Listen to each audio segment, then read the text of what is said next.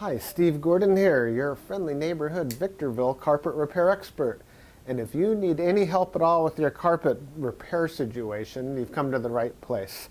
I made this recording to answer all of your most frequently asked questions, all about carpet patching, stretching, the whole thing. Now, if you need more information, feel free to call me here at the office. If I'm not here, one of my staff will be here to answer any questions that you have. And at that point, we'd be thrilled to come on out and fix your carpet if that's what you'd like. So again, I'm Steve Gordon. I'm a carpet repair expert, and I think you'll enjoy my video. I look forward to hearing from you soon, and enjoy. Hi, Steve Gordon here, your friendly neighborhood carpet repair guy. And I promise you one thing, and that is I'm absolutely not an actor. So if you're looking for an actor to talk about carpet repair, you've come to the wrong place. But if you want to know about carpet repair, whether it be carpet stretching, patching, Berber carpet repair, commercial carpet repair, transitions between your carpet and a floor, maybe your stairs need repaired, a seam could need repaired, or a few other things, well, in that case, you have come to the right place, because I'm going to talk to you about that, and I'm going to try to answer as many of your most frequently asked questions as possible. And before I get to that, I am going to talk to you a little bit about our guarantee, how to get an estimate, the bid, and a couple other details.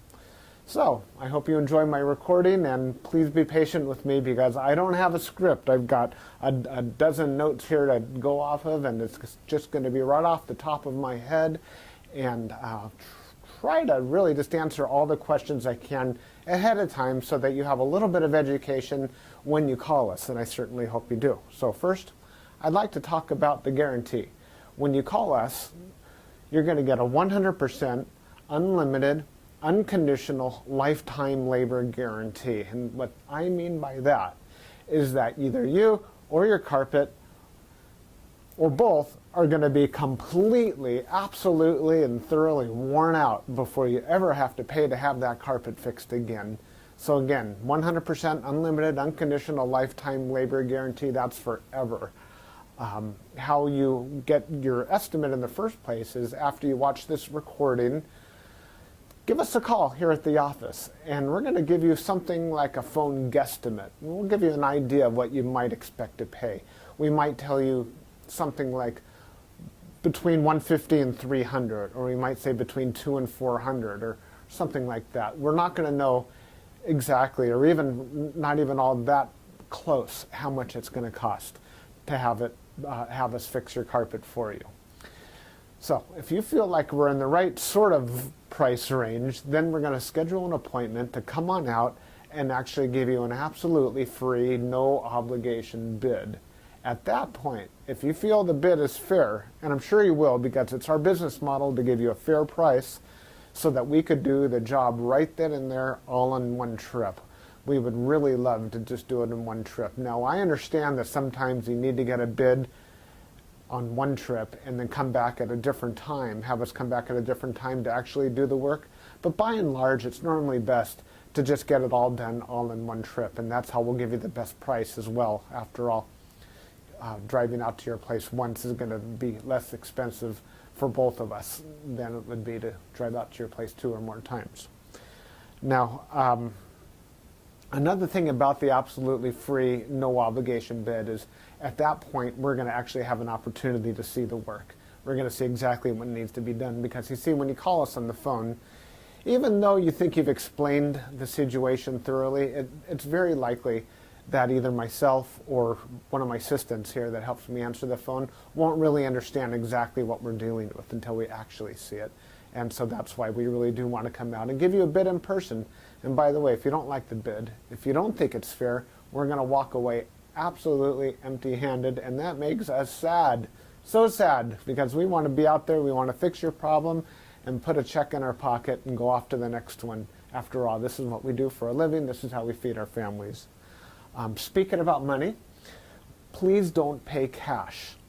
We would really prefer that you pay with a check made out to Creative Carpet Repair, or use a credit card. You can call in the office with a credit card.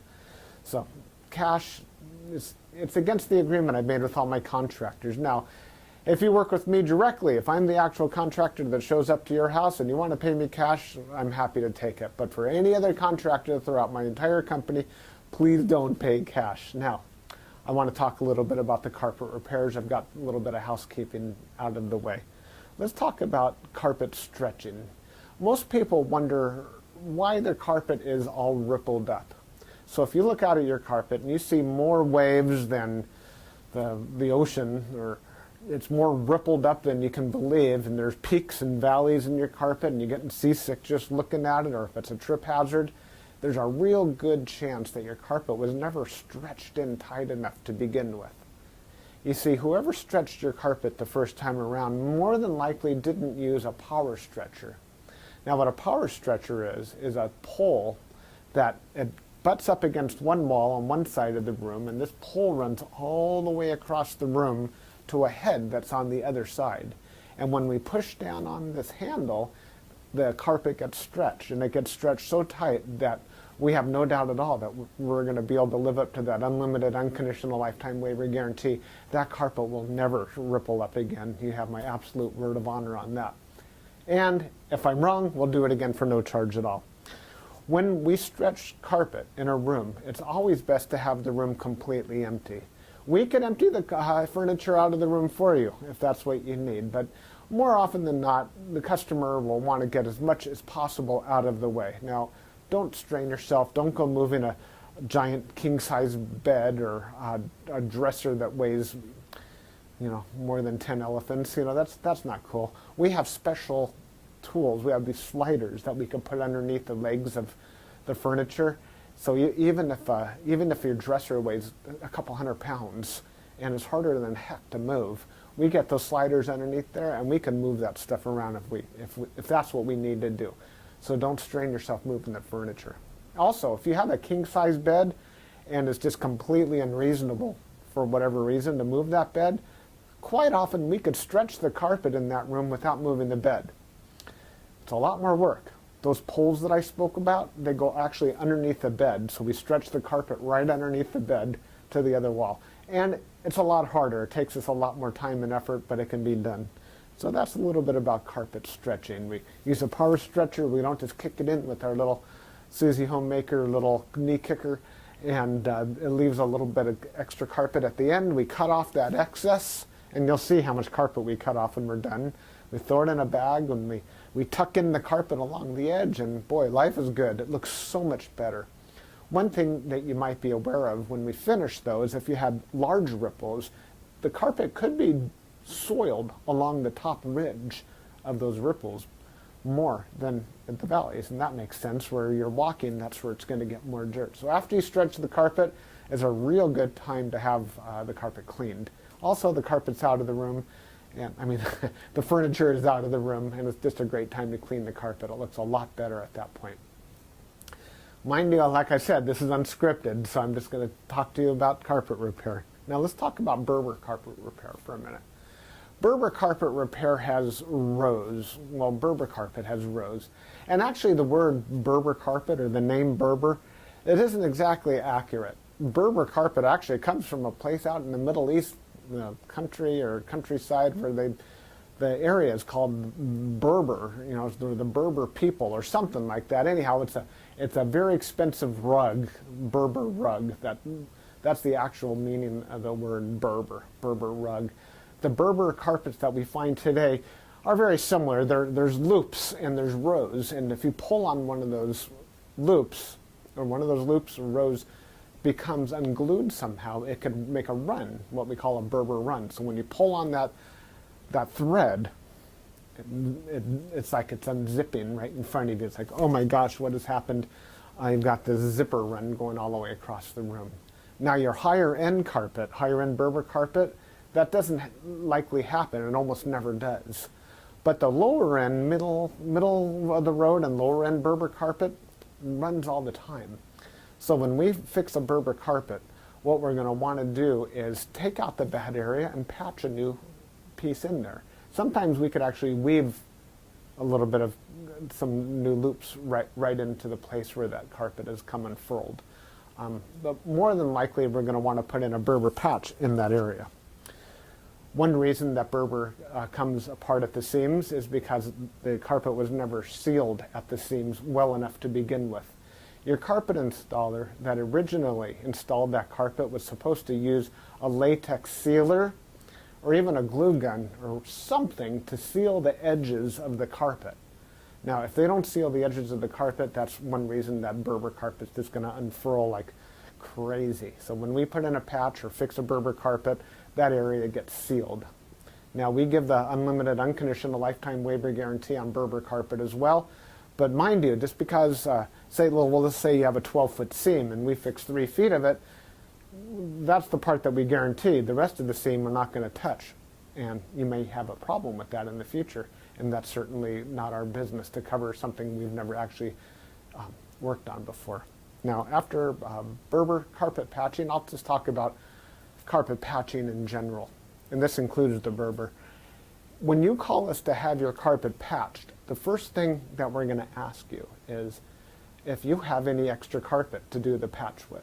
If the answer is yes, well, we're golden. We're ready to do the job. If you say no, you don't have any extra carpet to do the patch with, we'll ask, well, can we take the carpet from a closet or maybe even from underneath a piece of furniture? Because what we can do is we can take a piece of carpet from a closet and patch it right into your damaged area. And it usually works out really well.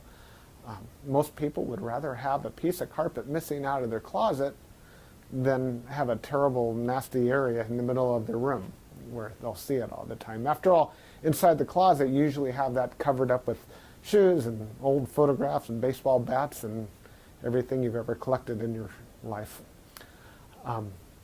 More about carpet patching is if you don't have the carpet to do the patch, there's really nothing I can do to help you. So you're going to need to find that carpet to do the patch with before you bother having us come out there, because if we don't have the carpet to do the patch, we're stuck. Our hands are really tied. There's nothing we can do. Now, you're probably wondering how the patch is going to look when we're finished. It's real hard to say, especially in a recording like this. So just between you and me and a million of our closest friends here watching this recording through time, that patch is likely to be visible.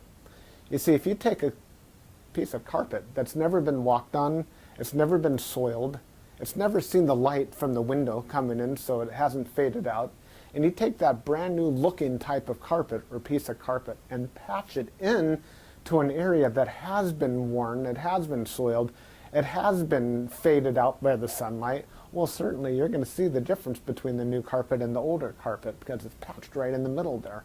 Certainly it's going to look a lot better than the situation you probably have right now, but patches are visible.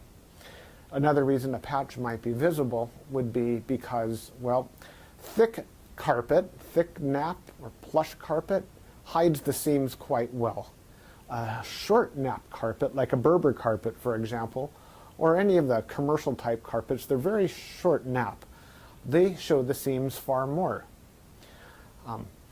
Another thing is that the rows have something to do with it. When we cut a carpet in the same direction as the row of the carpet, well, those seams are by and large less visible than the seams that we cut that cross the rows. When we cross the row, well, it's unavoidable to do that if that's what we have to do to make a patch. And those seams stand out a little bit more than the ones that go along with the rows. So carpet patching, that's what we specialize in. We could absolutely do that for you. Have the carpet available for us, and we also back up our patches forever, just like everything else, just forever and ever and ever. That patch will never come up. After patching, well, we could talk a little bit about pet damage also when we talk about patching. If you have an animal, a dog or a cat, or I've even seen it's been a bunny or a few other animals that have actually gotten locked behind a closed door. What'll happen is they'll get that separation anxiety and they'll try to dig their way out and they'll just rip the heck out of the carpet. That's one of the main reasons we'll do carpet patching. If that's the case, well, certainly it's just like any other patch. You supply the carpet, we'll put it in.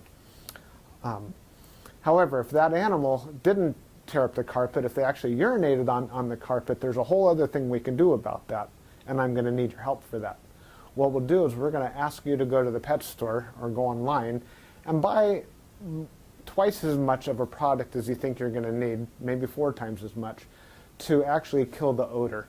Now, the product I'm talking about is actually an enzyme, and what we'll do is we'll pull back the carpet, we'll remove the padding, clean the floor, and you'll pour this enzyme onto the floors underneath it all. And that enzyme will eat up all the proteins that contribute to the smell of the urine in your carpet. Then we'll put in new padding, and you'll pour that enzyme cleaner all over the backing of the carpet as well at that time. I'll reinstall the carpet, and then one more time we'll use that cleaner and we'll just soak that area of the carpet with that enzyme one more time. And that's likely to kill the scent altogether. That smell should be completely gone. If not, it's probably because your animal found another place that you don't even know about, and I'm sorry about that. There's nothing we could do about your animal. Now that we've spoken about pet damage, I like to talk about carpet to floor transitions. A lot of people call us because they've put in a new floor. Maybe it's a tile or a wood floor, and their carpet now needs to be finished along that edge. More often than not, we don't need to put in any kind of metal there.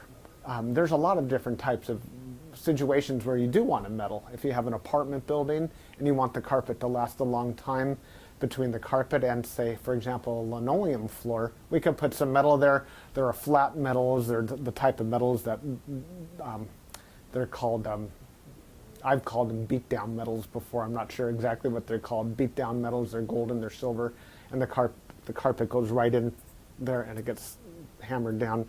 Gives a nice clean edge, and it protects the edge of the carpet for a very long time. But if you're like most homeowners, that's not why you're calling us for a transition. You're calling for the transition because you just put in a nice marble or travertine floor, or maybe a wood floor. And so what we'll do with that is we're going to pull back the carpet and put in a new tack strip right up alongside that floor. Now that floor is going to be holding the place as if it were a wall. So here's your floor, here's your tack strip right in front of it. We're going to pull the carpet over that tack strip and tuck it in right there. So all you're going to see is a nice smooth transition between the carpet and the floor.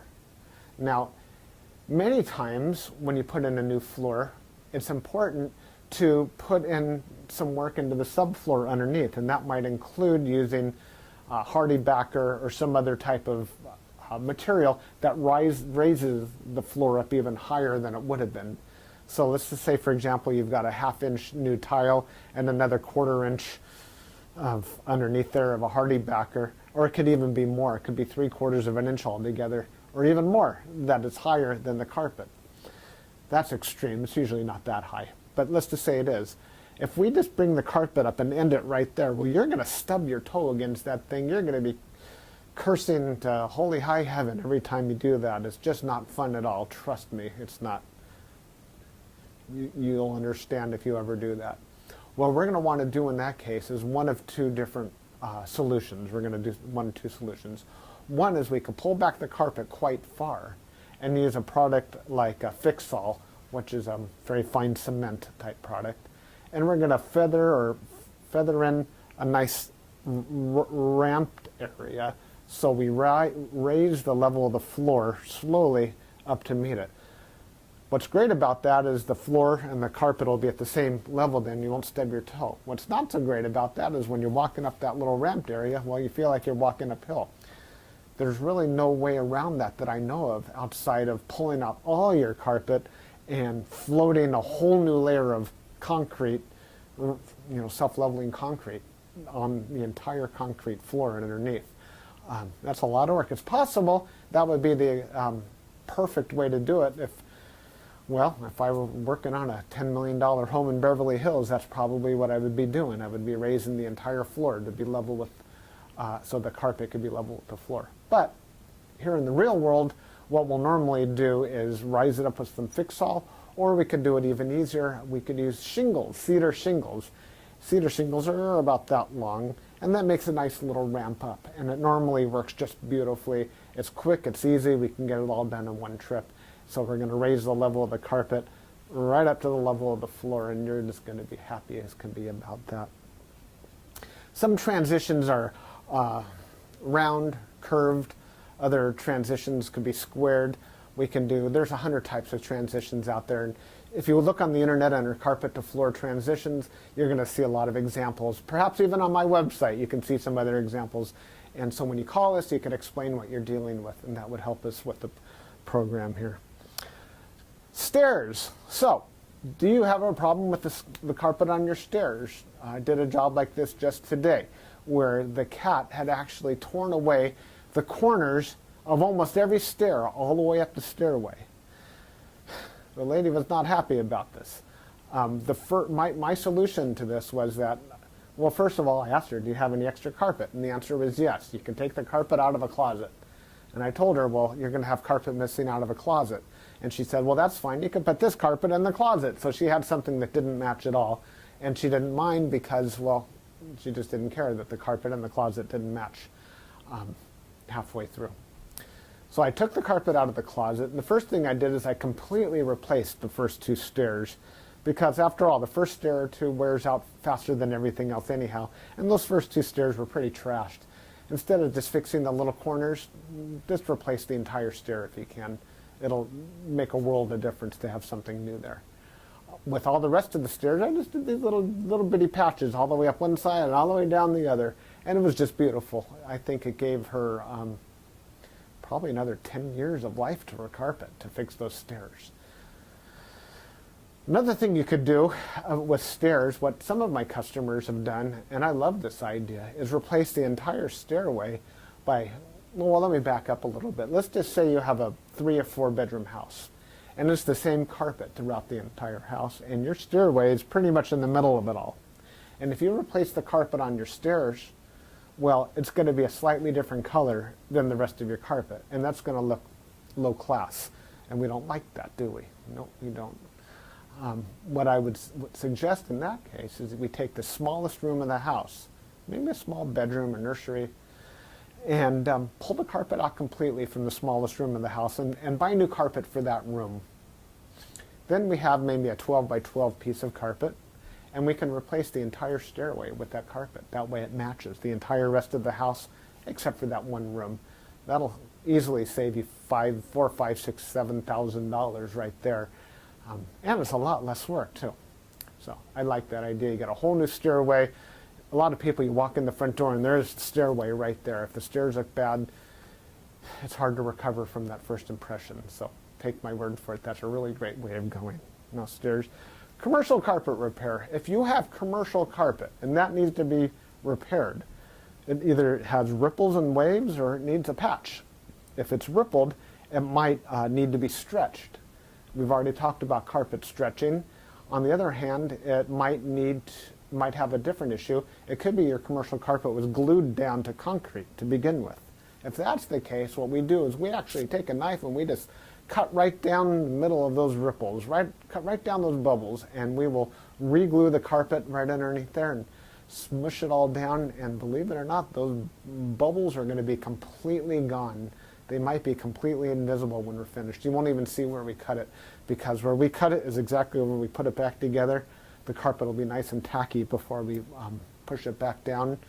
It's a great solution. But if the carpet needs to be stretched, well, we have to get the power stretcher out, and we'll fix it up that way. Now, if your carpet in your commercial building, say you have an office, is because, let's just say that you removed a wall between two rooms. If that's the case, you may have a strip of carpet that's missing.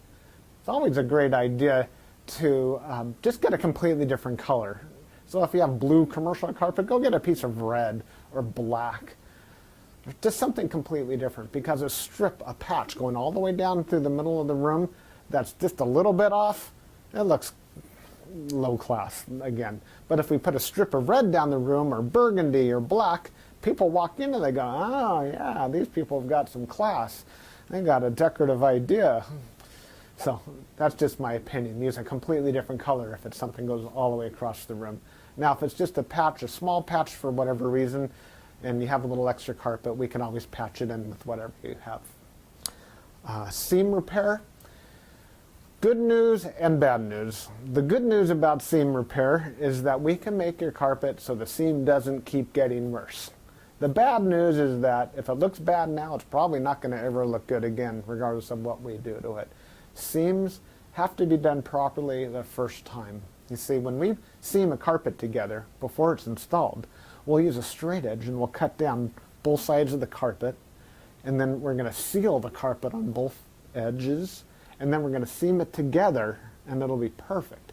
When it's completely cooled down, then we stretch it in.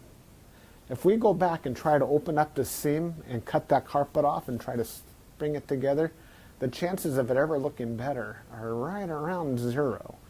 So I'm sorry to tell you that your seam repair, we can make it possibly look a little bit better. We can make it stop getting worse. We can make it not be a trip hazard any longer. But don't have your expectations too high when it comes to seam repair. The last thing I want to talk about is flood damage. Now, if you're watching this right now and you've got a flooded out carpet, you are in a world of hurt, and I'm sorry. The first thing I would do if I were you is probably have about 3 fingers of scotch. And then I would go ahead and get an extractor, like a hot water extractor. You can rent them at the just about any rental yard, and just start extracting all the water. Pull back the carpet, get rid of all the padding that's underneath your carpet. Rent a couple of blowers, or as many blowers as you need, and these things, they kind of look like a snail. As a matter of fact, that's their nickname in the field. We call them a snail. And they're shaped like that, and boy do they ever blow. And you can blow dry the whole underneath of your carpet. Set it up and get the carpet completely dry. At that stage, that's when you call us, and we can supply new padding, put a new pad, reinstall your carpet, clean the carpet for you if you're in an area that we do carpet cleaning, and life is good. You can put your furniture back and you'll be happy again. You don't have to do it yourself. If you want to call a company, even ours, depending on your area, can do that extraction for you as well. Now, if it's really flooded, I mean, seriously, like you're ankle deep in water, don't even bother. It's beyond almost everybody's ability. That means that your baseboards are all going to be all wet. A professional company will come in, remove your baseboards, and we don't do that ourselves. They'll remove your baseboards, they'll drill holes in the wall, attach blowers to your walls, and blow dry the entire area, inside the walls and out, the carpet, the floor, the whole shebang. And then we can come in and put the carpet back down at that point. So I hope that I've answered your questions. If you have any additional questions, now that you've heard me talk for the last I don't know how long, feel free to call me here at the office. I would be just tickled pink to hear from you. If I'm not here, one of my assistants, whoever answers the phone, will be well trained and will be able to answer any questions that you have about carpet repair. And then at that point, we'll be absolutely positively honored if you would have us just come on out to your place and fix your carpet for you. And that's all I have to say. Again, I'm Steve Gordon, and I promised I wasn't an actor, and by now you believe it. I'm a carpet repair guy, and I'll be looking forward to hearing from you, so please call me. Thanks. Bye-bye.